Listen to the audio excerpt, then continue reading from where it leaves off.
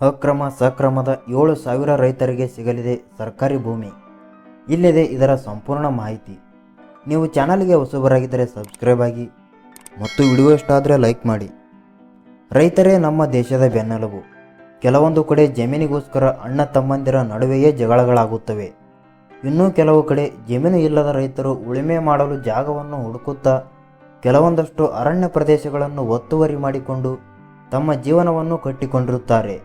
ಹಾಗೆಯೇ ನಮ್ಮ ರಾಜ್ಯದಲ್ಲಿಯೇ ಅತಿ ಹೆಚ್ಚು ಅರಣ್ಯ ಪ್ರದೇಶವನ್ನು ಹೊಂದಿರುವುದು ಕರಾವಳಿಯ ಮಲೆನಾಡು ಭಾಗ.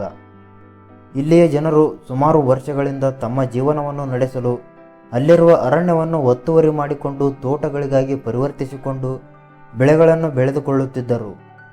7,000 ಜನರಿಗೆ ಜಮೀನಿನ ಹಕ್ಕುಪತ್ರ ನೀಡಲು ಮುಂದಾದ ಸರ್ಕಾರ ಸುಮಾರು ವರ್ಷಗಳಿಂದಲೂ ಆ ಪ್ರದೇಶದಲ್ಲಿ ಅಡಿಕೆ, ತೆಂಗು, ಬಾಳೆ, ಕಾಳುಮೆಣಸು ಹೀಗೆ ಹಲವಾರು ಬೆಳೆಗಳನ್ನು ಬೆಳೆದುಕೊಂಡು ಬಂದರೂ ಸಹ ಜಮೀನು ಅತಿಕ್ರಮಣ ಆಗುತ್ತಿರುವುದರಿಂದ ಅವರ ಹೆಸರಿನಲ್ಲಿ ಇಲ್ಲ. ಆದ್ದರಿಂದ ಆ ಜಾಗವನ್ನು ತಮ್ಮ ಹೆಸರಿಗೆ ಮಾಡಿಕೊಡಿ ಎಂದು ಎಷ್ಟೋ ಬಾರಿ ದಶಕಗಳಿಂದಲೂ ಹೋರಾಟ ಮಾಡುತ್ತಲೇ ಬಂದಿದ್ದಾರೆ.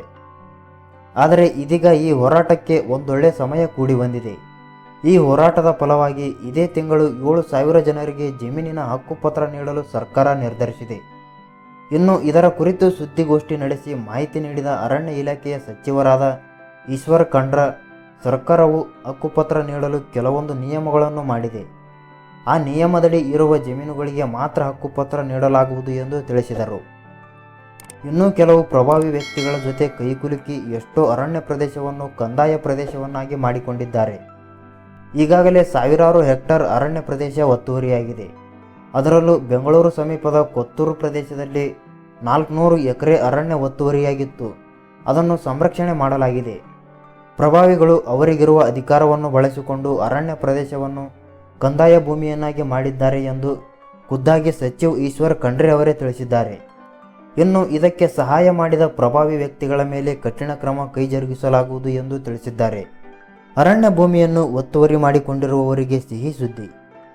ಆದರೆ ಕೃಷಿಯನ್ನೇ ನಂಬಿ ಬದುಕು ಸಾಗಿಸುತ್ತಿರುವ ರೈತರಿಗೆ, ಅಂದರೆ ಕೃಷಿ ಉದ್ದೇಶಕ್ಕೆ ಮಾತ್ರ ಅರಣ್ಯ ಭೂಮಿಯನ್ನು ಒತ್ತುವರಿ ಮಾಡಿಕೊಂಡಿರುವವರಿಗೆ ಮಾತ್ರ ಹಕ್ಕುಪತ್ರ ನೀಡಲಾಗುವುದು ಎಂದು ತಿಳಿಸಿದ್ದಾರೆ.